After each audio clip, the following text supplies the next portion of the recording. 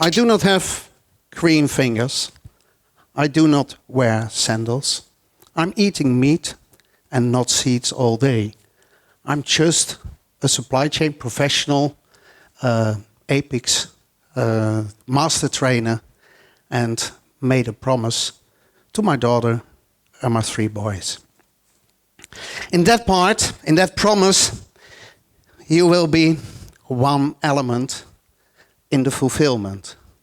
And I believe I'm in the right country that if I'm doing something, I can ask something in return. And I will do so. But at the end of my presentation, you will get an assignment from me, or we go back. Color your supply chain. You've seen the Sustainable Development Goals that started with 17 goals in 2015. Based on what we called the 10 principles of the United Nations, and they are coming back in 4 elements. The 4 elements are human rights, environment, labor, and last but not least, anti-corruption, or sometimes also called ethics, as the previous speaker said. How is it going after, 4 or 5 years? And I looked to some numbers of Ukraine, how we proceed or how you proceed with the 17 calls. So if I look to the dashboard, and there will be slides afterwards so you can read it very carefully, but I took only some elements out. This is the smallest one, not completely visible, but you are number 39 in the world ranking of sustainability goals. So that's not bad. That means that over 100 countries are below you. So that's good news. Now there's even more good news.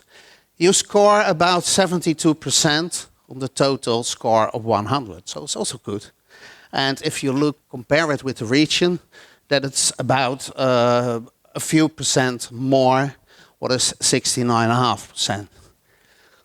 Now to the image how the total 17 look like. It's not green yet. It's starting to get there, but it's not green. And that's what we agreed to do in the coming 10 years which are left. I will not go into detail of all the 17 goals. Look them up, look to them. I will go to 2 of them. And the first one is the trends. I forgot. I'm sorry. There are some trends inside of it, and the good point is that in a lot of them you are going upwards. Some are remain, and only the last one is going down, but it's making partnerships with other organizations. Going into those goals, we have the 9th goal, industry, innovation, and infrastructure. There we see basically 2 elements which are relevant for supply chain. One is the quality of the overall infrastructure, and the other one is what we call the logistic performance index. If you then think, what can I do about it? Basically not a lot. That's not a lot what you as procurement professional can do in changing that. That's your government, what has to be done. Then going to the other one, climate action. In that one we are talking about CO2 emissions. They have to go down. You are not scoring bad on that one. It's getting better. And if we go into detail for that one, we see some numbers. The first one is that you have only 0.76% of the total world emission. So changing some will not have a lot of impact. It's just a tiny part of the total. The other one we have to see, it's that most of it's not in your car, but it's in energy. It's in industry. That's over 50% of the emissions are coming from there. So if you want to change something, you have to do it over there. The next element is, and this is the world behind it, I don't think you see it quite good. But Ukraine, it's somewhere here. And over here, the big spots that are usually the oil-producing countries. They spread out a lot of CO2. So maybe we should work over there to do something and to reduce it. The last one I want to show on that one is the change. It reduced. The total reduced in the past, it was 1990, 2012, and it's going down even more. So this is the picture where we are in one stage. The other one is, and look to that one, and especially to what's in the right, or in the left part of the picture.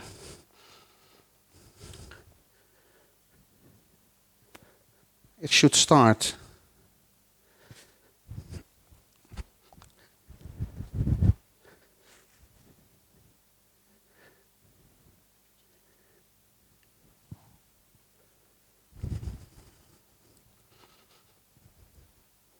First Industrial Revolution. 1950, we are on Industry 3.0, and we are now. So the only thing we can see, and this is measured by NATO, is that it's growing. We are doing something in global warming. But is it related to what we are doing in the industry? Nobody knows. I was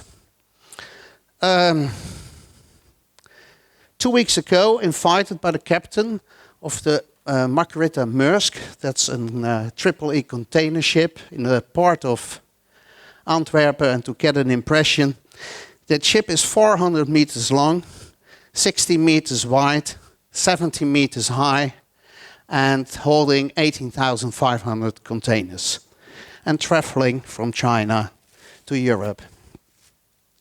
Consuming 1,700 tons of diesel per hour. So that's a lot. The captain, who was sailing all the seas for 30 years, was worried only about one thing. And that's what he saw. He saw that the world is changing. He is having typhoons in the seas he never had. He said, I see pollution, I see waste all over, and the world is changing. So, is that something we can do something about? What is the impact on the total Earth? I do not know that. I cannot tell that this is all caused by those elements. But what I do know is that we have to change something. Which can be, let's say, normal ice times. But if we continue in this way and it has impact, then we will have an issue. Or, even worse, my and your kids will have issues. But can we change something? Can we do it by ourselves? I think we can do something. Small things, a lot of small things we can make bigger. But the only thing that is working is if we are doing it globally. And the other part, what we should know, is that we cannot harm it more. If it's not working, it will also not getting worse. So there's no reason to do nothing. Impact on the planet. We don't know, but what happened, and previous speaker mentioned something about it, and he had something about sustainability about 1974, but I have to doubt that because I think the term was not there yet. But he had it somewhere in the slides. In my opinion, it started somewhere the end of the 90s and early 2000. Then we started what we call the triple bottom line. We could not look to the performance of a company only based on economic value. What we did all the time was measuring it by dollars. That's the most important one. So we had to do something else. And that something else was not only the economic part, but also look at the environment and look back to the social element. And if you recall the first slide, the 4 basic principles of the UN are related to at least 3 of them. So sustainability, it's not about ethics alone. Ethics is nowadays a part of sustainability. So the 4th element, what is coming in, is the ethical part, but sustainability is to get the balance between ethics, economic, environmental, and social elements. And that's what we have to change. How can we do that? That's not something what's done overnight. That takes time. And I think when they say 15 years for those goals, that's realistic. What we first see is that we have the first horizon. Maybe that's for the next few years. Some companies are already in that, and that's screening today. Most of it, it's focused on what we call risk management. We have to do something, otherwise we are not able to produce anymore. The second phase is that you are going to optimize your processes. And then we're coming back to the topic what the previous speaker also had, managing your value. You can bring value to your customers by being sustainable. And the last one, but not the least one, it's that you can create a strategic advantage out of it. You can be the first one who is doing what, and people are going to follow you. There are some examples of it. We'll show them later, but what is the main elements in sustainable products? Because there we have to start. First of all, the product should be healthy. So that means, for instance, cigarettes, they will have issues with sustainability. Not on the other elements, but we cannot say it's a healthy product. So that's the first question. The other one is of course, if it's safe for the workers who are working with it. And in that one, we're also looking to, for instance, child labor. It's nice to have cheap clothing, but it's not nice that kids of 6 years old have to work with it. Environmentally sound, so is it good for the environment? That's the other issue we have to look at in making products sustainable. Does production benefit social communities? That's maybe a new one, but if we take, for instance, Shell as an oil company, they have to invest in local communities. They have to bring value to countries where they take products from. And we also have to do that in all the parts. And last but not least, it should be economically viable. So we are not in the business of giving money away. We want to earn money. And is it doable? I think so. I see a lot of examples coming up where it's doable to make sustainable products. This one. Somebody has seen it?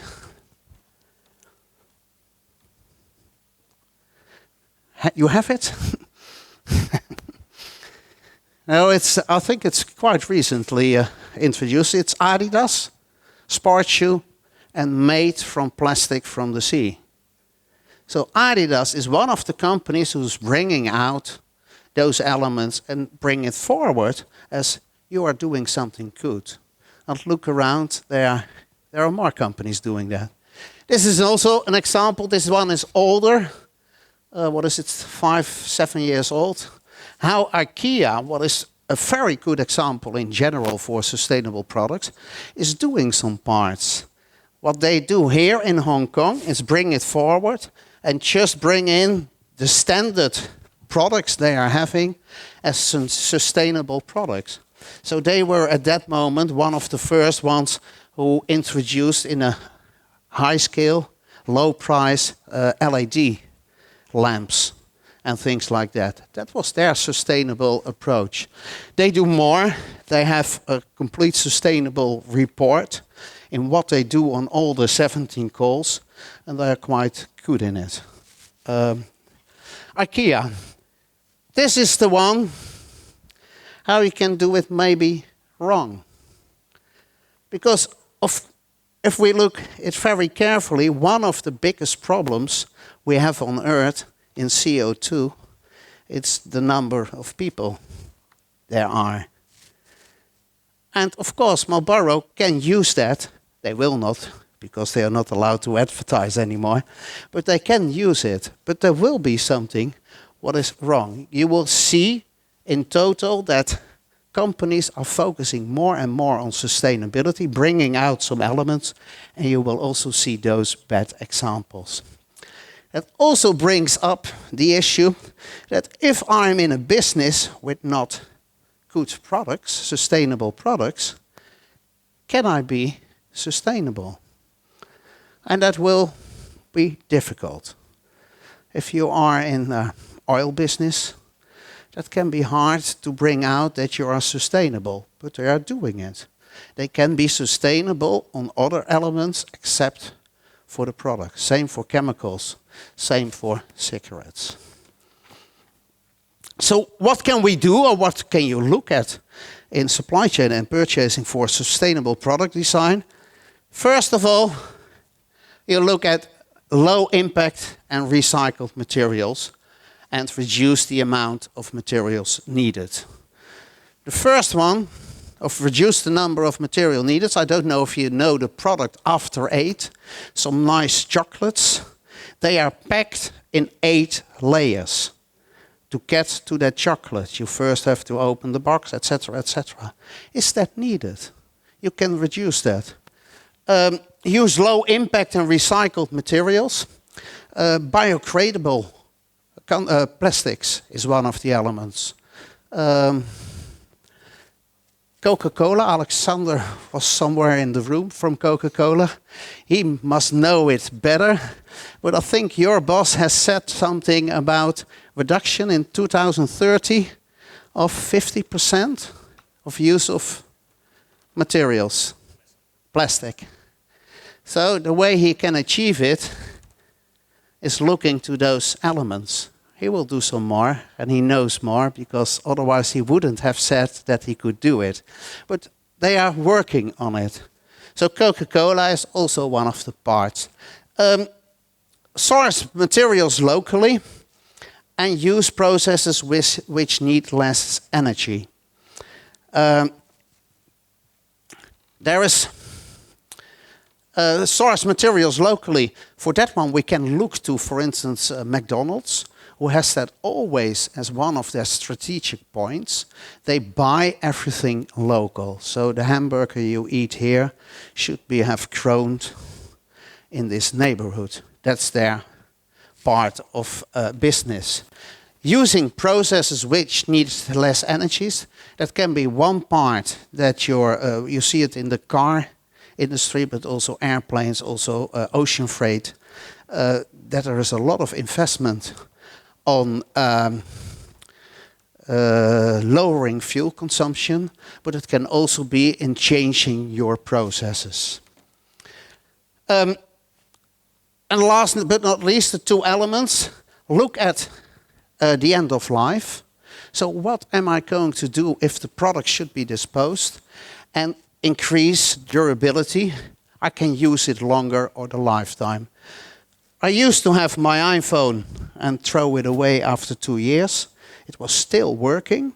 Nowadays it's going to get refurbished, and as a company you can work more on those elements. Circular economy.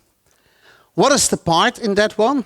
We have a traditional way of working. We have raw materials, we have production, we use it, and we throw it away. And most of it was non-recyclable waste. Just throw it away. In the second form, we're going to what we call the reuse economy. In that one, we try to recycle some of the parts. So my iPhone now is refurbished and coming back, and some parts are getting out. And in the end, there is very limited non-recyclable waste. in the optimal way is we do not have waste. Everything is reused. And that's possible, theoretically. But if you look to, for instance, garbage of offices, you can bring back over 99%. You can reuse it, you can recycle it, you can everything except throwing it away. I take an example, what is plastics? Plastics, we all know, we have them over here, the nice bottles, you're getting it now. And that's what we call PET. And that's, I think, 6% of the total use of plastics in the world. Is that type of bottles. Looking to the process of recycling that product, I don't know how it is done in Ukraine, but you can collect it and use some parts again in the process. So in the first part we have to process to make the plastic, and in the below part we see the part of making flakes of it and reuse it. Look at it, it's recycled, all those bottles are going somewhere and you get them. They are being pushed together in what we call bales, and those bales are transported. If I, as a recycling company, have to buy those, then I have to pay 400 to 600 euros per ton. So that waste costs something. And there's a business model behind it. Because what I'm going to do as a recycling company, I'm going to sort it, I'm going to clean it, get away of all those other elements as plastics, as labels and things like that. And you have very nice processes. I make what they call flakes out of it. So make small parts, completely sorted, and those are being brought in pallets. Those pallets have the quality that what we call food grade. And that costs me about 200 to 300 per ton, depending on what I put into the process. And I can sell it for 800 to 1,000 a ton. So that's quite good business. So your bottle, what you think it's not worthwhile, it's useful. It's useful to do something and to build processes for it. Looking to what it actually is in the waste process of PET, we have options. We can not use it, we can minimize the use, we can reuse it, we can recycle it. Then we can get back energy out of it, and last of it is just throw it away, bury it, and leave it somewhere. If we look currently to the processes, 70% it's going away. It's just wasted, and we are not doing something with it. 14% it's about to be burned. And in total, we see that, if you look to some comparisons, we see that 2% is reused and 8% is recycled. So the yield of the process, the complete process of plastics, it's currently 10%. That's quite low, because that means that from the 150 bottles over here, only 15 are being recycled. What Europe wants, and there, I will not explain the complete picture, but there are the waste streams of plastics in Europe, and what they want to get to in 2025, so that's in 5-6 years' time, it's a collection rate of 74% and a recycling rate of 55%. And recycling means that only a limited part will be brought to be burned or to be destroyed. Ambitious goals, but we have to go into that direction. Coming to a conclusion, what is sustainability? How can we do that? The key element of sustainability is the key element for growth. If you want to survive as a company, you have to become sustainable. So you can do everything, optimize your processes, But in the end, if you are not sustainable, you will lose the battle. For most of the companies, that will be a matter of risk management. Europe is now having a directive almost finalized about plastics. So we may not use the plastic cups, the spoons and so on. And there will come more on that one. Huh? The straws, yes. So that will be all risk management. In the second part, of course, we are going to improve those processes and we are creating value out of it. And last, what I already mentioned, it's that it can be a strategic advantage. We currently see companies going into that direction. They bring that as the main part. If I take an example of, I don't have it with me, of shampoo bottles, what they do, they make the brown spickles inside of it so that you know it's recycled material and not anymore the white bottles. I'll look around in what will be done. Sustainability. I started with an assignment, I would tell you. And I come back to the first speaker. Who is actually buying something on behalf of the company? This morning were about 5? 2. Only 2. 3 already left. So for those 2, you have a difficult assignment.